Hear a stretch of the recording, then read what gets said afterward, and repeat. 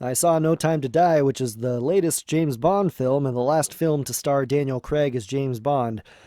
Um, I thought Casino Royale and Skyfall were very good Bond films, but I did not care for Quantum of Solace, and I definitely did not like Spectre.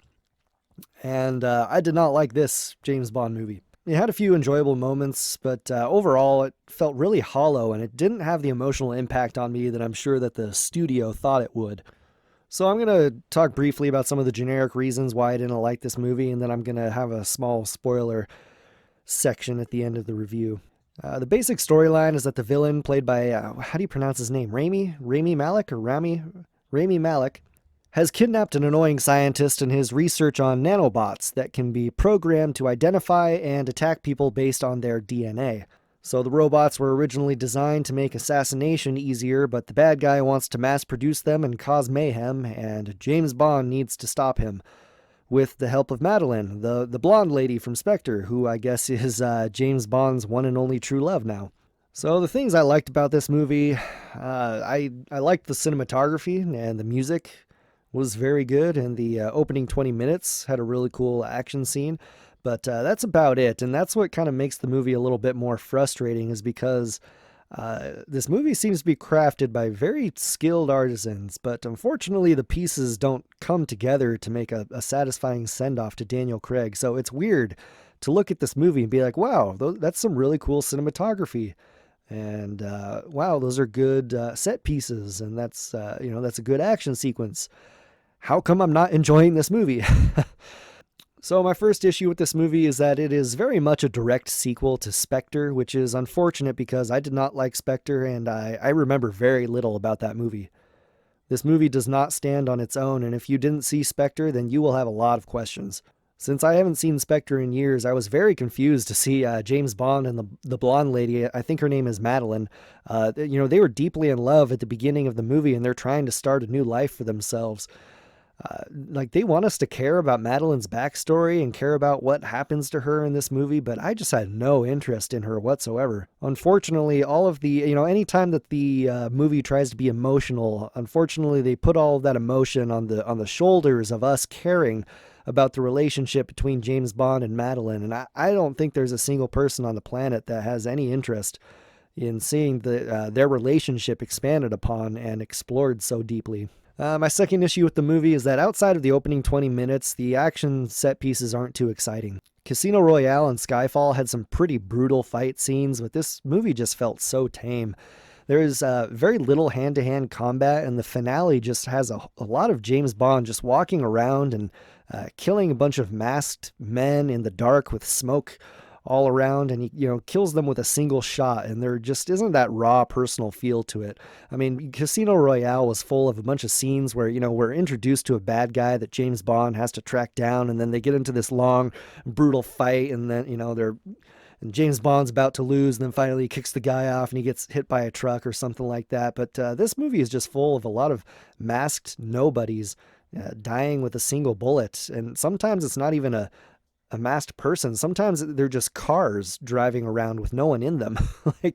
There are scenes where he's being chased by SUVs, and then one SUV drives right up next to him, and the windows are tinted so you can't see anyone in them, and then he rams one of the SUVs, and it just kind of casually flies off the road and does a flip in the air. And then a second one comes up and drives right up next to him. No windows roll down, no gunshots are fired. And then he does the same thing. He just knocks that one, and then it goes and flies off into the air and does a flip. And I'm just like, first of all, what was your plan, guys? You were just going to drive up next to him, and then what? And you don't see any bad guys inside the car. And I thought there was going to be a twist, like they were, robotically controlled cars. But no, they just, for some reason, didn't feel the need to show any bad guys for James Bond to kill. Just some random black SUVs driving casually next to him and then flipping through the air when he runs into them. The final reason I didn't like this movie is that the villain was really weak. Rami Malek does absolutely nothing menacing in this movie. He just talks in a very whispery voice and says a lot of things about how, James, you and I are like goldfish swimming in a tank, and the algae is closing in on just like talks about nonsense. And, he has a deformed face, and we have no idea what his motivation is. I have no idea how he got his deformed face or why he has people working for him. I don't even know what his plan was, but I'm going to get into that in the spoiler section. He was easily the worst of the Daniel Craig villains, like even worse than that environmentalist guy from the Quantum of Solace. It's all very unfortunate because obviously Rami Malek, I don't know how to pronounce his name. He's obviously a very talented actor, and he won an Academy Award for Bohemian Rhapsody. So overall, I found the movie to be boring. It had really only one good action scene, and the villain was weak, and the movie just focused way too much on the darn relationship between Bond and Madeline, and no one cares about that. I would not recommend this movie. So now I'm going to briefly discuss some spoilers. Actually, that's just mostly some questions that I have. 4, 3, 2, 1. What in the heck was Rami Malek's plan? Like he stole the nanobots, and they say in the movie that he can kill anyone he wants, and he can kill as many millions of people as he wants. So he keeps the nanobots on his personal island, where he also grows like poisonous plants. And not once do they tell us who he is targeting, why he wants to target these people, and how he is going to target them. I mean, and also like they don't ask basic questions like, where did this guy come from? We only know that Madeline's dad killed his family. I have no idea who Madeline's dad is because I don't remember Spectre at all. And we don't know who his family was. Like, who's Rami Malek's family? Why was he killed? And why does he choose to save Madeline? And what happens to her after he saved her? Like, did he train her in his organization? Or like, what is his organization? Who are these people that he has working for him? You know, what happened to his face? Why does he have scars on his face? Why does he wear that weird China doll mask at the beginning of the movie?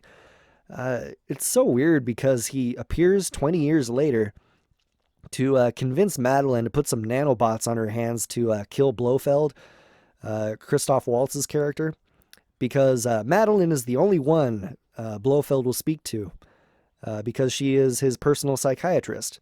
Now, how the heck did Rami know that this random blonde girl would turn out to be the personal psychiatrist of Blofeld in prison? I mean, is that not just like the biggest coincidence in the world that the one girl that he decides to save just so happens to be the personal psychiatrist to his arch nemesis? We don't know why he hates Blofeld. Why does he hate Blofeld? Why does he want him dead? Why does he want to kill Spectre? I don't know. Then, like at the end of the movie, Rami comes out and shoots James Bond in the back 5 times, and I'm just like, where are Rami's bodyguards at the end of the film? Why is he just running around alone in his bathrobe with a pistol? And since when did Daniel Craig become bulletproof? Like, how can you shoot someone 5 times in the back and just have him shake it off and have him go around and do whatever he needs to do for 10 minutes? What do the poisonous plants on the island have to do with the nanobots? Like, are the nanobots filled with the plant poison?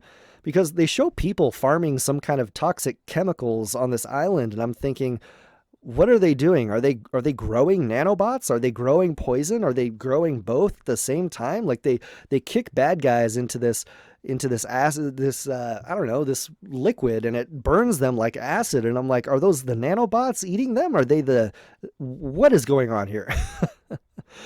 Just basic question. Where did he get the island?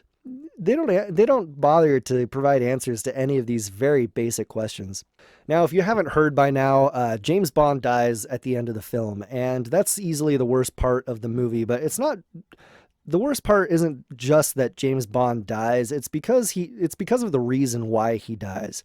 Like, he doesn't do anything cool to, sacrifice himself for the greater good by, defusing a bomb or that's going to go off, or, flying an airplane into the Atlantic like Captain America or anything like that.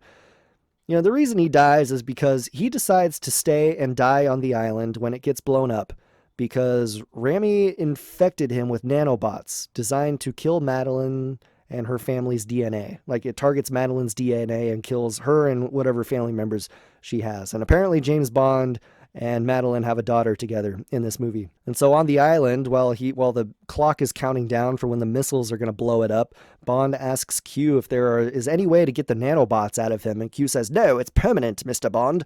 And like, how the heck does Q know that it's permanent? I mean, he discovered the existence of the nanobots 6 hours ago, and and you know for a fact that no amount of research and development could possibly remove the nanobots from James Bond.